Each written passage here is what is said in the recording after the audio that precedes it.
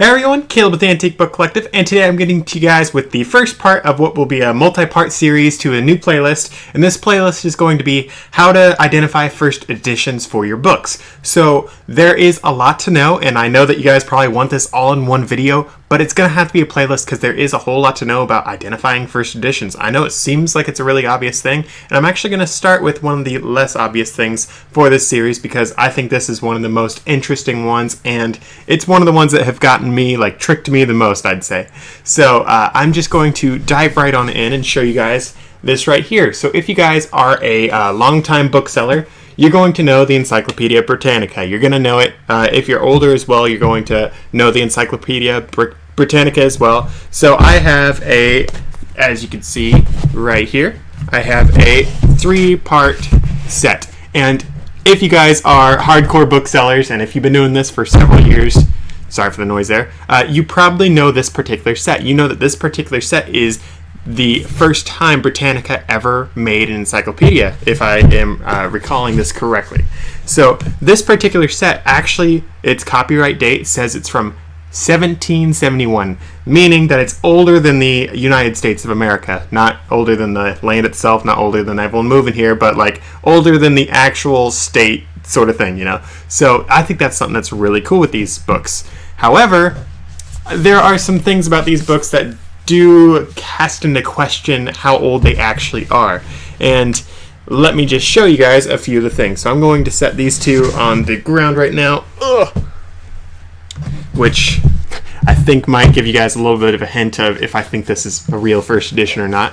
But just opening it up. So the first thing that I do when I'm seeing if a book is as old as I think it is I do the smell test. Well, actually, it's not really the first thing. The first thing I do is I look at it.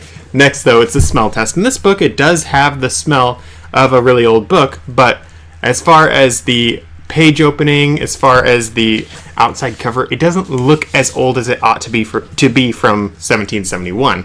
Additionally, something else that I like to look for when I'm buying books is I look for how much the pages, the text block, has sagged over the years, because there are plenty of books that if they are older, all the pages of the text block will be literally touching the shelf as soon as you have it sitting like this. That's one of the reasons why you're supposed to store antique books on the side like this, is so you don't put stress on the text block, because that's a lot of weight for the spine to be holding up, so it'll just make things sag over the long run. But back to this. So I've looked at it, I've smelled it. So smell-wise, it does smell old enough, but it doesn't look old enough. I open this book up and I'm looking at the leather, and the leather almost looks like it is one of the 1980s-ish pleather covers that they did for a while. It doesn't quite feel plasticky. It does feel like it definitely could be leather, but I am not entirely sure. But I'm opening this on up and I'm looking right here, and sure enough, as you guys can see down in the corner, all those Roman numerals means 1771. So when you are dealing with really old books, a lot of these books will have their dates in Roman numerals. And I actually just learned a cool fact. So Roman numerals, as we know them today, are actually a version of them that the church changed of the original Roman numerals. I didn't know that. Original Roman numerals, let's say 5 nowadays is IV, but back in the day, before the church changed it, it used to be I. So 4 I's would be 4 as opposed to IV being 4, which I think is pretty cool. But this one, as you can see, it's just totally normal, and it's 1771, so MDCCLXXI, in case you guys couldn't read it. So that means 1771. It's not the end of the day if you guys don't know Roman numerals off the top of your head, because you can literally just Google it. You could type in on your phone, be what is da-da-da-da-da in Roman numerals, and it'll show you 90% of the time. There are times that I have it be a little bit wonky and not show me the correct information, but at the end of the day, you guys can Google a lot of stuff. It doesn't give you all the information all the time, but it should give you enough information that you aren't hopeless. So with that said, on to this next bit. So I'm looking at the preface, and it looks like this could very well be an actual first edition. And something that I'm looking for with these old books is I look at all of the actual text. So if these books are originals, the text itself will likely have little spots where you will see most of a letter, but part of it won't be there, or occasionally you'll have like a little blotch of it, like potentially this big where you can't see anything. And that's just because of how printing was done back in the day. They did an actual press, and sometimes ink would stick onto the press surface itself. Sometimes there'd be a big blotch on it that would not allow the ink to get from the surface of the press onto the page itself. So in addition to that, you have some parts that get faded, and not really faded, but they don't show as well as other parts, and they're not as dark as other parts. And that's because back in the day you would do a press, and sometimes you don't press between like sometimes you hit 2 pages at once, and like do a page and then swap, do another page. And what you're supposed to do if you want it to be as dark as you can is you do the page, ink, page, ink, sort of like when you guys are doing stamps. It's basically the same concept. And with the older books, you will see where sometimes they don't do that in between, and that sometimes leaves you with lighter text on some places.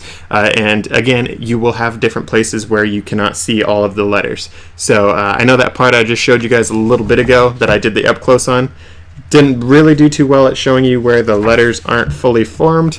And I'm looking really quick for that, but I'm not seeing anything. That is going to be a good example of that, but I'll just show you guys a couple of the illustrations that we have in this book. This book does have quite a few black and white illustrations. It's pretty cool. They're very well done, so I would have honestly, if this was a first edition, I would probably be selling this, but since I'm a little iffy on it, I'm probably not going to be selling it. Plus, I just think it's really cool, so I'm going to hang on to it. Plus, it's really good for the channel, so I'm going to hang on to it. So a bunch of reasons for that. But something that's really cool about these illustrations is there is actually a really good market for people that literally destroy books, and they cut out, they call these like book plates, the ones that they... I believe it's called a book plate, sorry, where people, like, they'll cut out the actual illustrations and they'll sell the illustrations, because there's actually a big market for just the illustrations in really old books, which I think's really weird, and honestly it's rather sad to see people just destroying books to look at stuff, so, like, to just look at the illustrations. So, I mean, is looking at pictures that hard that you have to destroy the book to look at your illustration? I think not. I think it's cooler having it in the book, but this one, I mean, it just shows a whole bunch of different pillars and whatnot. It's like, oh, that's a really interesting thing to have in an encyclopedia. It's under the architecture part, obviously, but still pretty cool stuff. And something that you guys will see in this book that I am showing you guys, I'm sure you can see even from there, is there are a lot of little brown spots in this book. And when I was buying this book, I paid $3, I think, for all of them. So, I mean, I didn't lose money, that's for sure. I could sell a reproduction of these for basically $100 as of the time of recording, I believe. And if it was brand new, it would be several $1,000s. So it's not end of the day if I don't get to sell it for the full original price. But again, I don't know if I'll actually end up selling it. Just looking through it a little bit more, yeah, I don't see anything that looks like the whole printing error issue. But something that you guys probably noticed is there are enough things with this that does make it look like it was done with an actual printing press. And for me, when I'm doing these and looking for reproductions, I'm looking for stuff that shows that it was not made with a printing press, but it was made with a more modern day printer, because if it is made with a more modern day printer, that's an obvious sign that it is a fake first edition. So for me, this is actually a rather complicated one on deciding if it is or is not, and at the end of the day, I have leaned towards saying it is not, but again, it really could be, and there are times, guys, where you might have to go to an actual expert to find these things out. So something that I did when I was trying to decide if this was a real one or not, besides just looking at the pages, looking at the stains, because older books will be stained. In addition to that, older books, their pages will be yellowed a little bit more. They'll probably be brittle, potentially. I have a whole lot of old newspapers, like World War II era newspapers, and they are all sorts of brittle. However, there are some that are still perfectly paper-like, normal bendy paper. It's like weird how you can have such a big difference. Sorry, opening this up really quick. Look at that. Ark of the Covenant, and is that the Ark? I don't know. That's pretty cool. But that's all the sort of stuff that you guys should be looking for. You should be looking for stains, you should be looking for yellowing, you should be looking for water damage, all these sorts of things. Stuff that makes you think, oh yeah, this definitely could be as old as what it should be. For me, I know this is an extreme example, doing something from 1771 potentially, but I think it is probably the best example for you guys.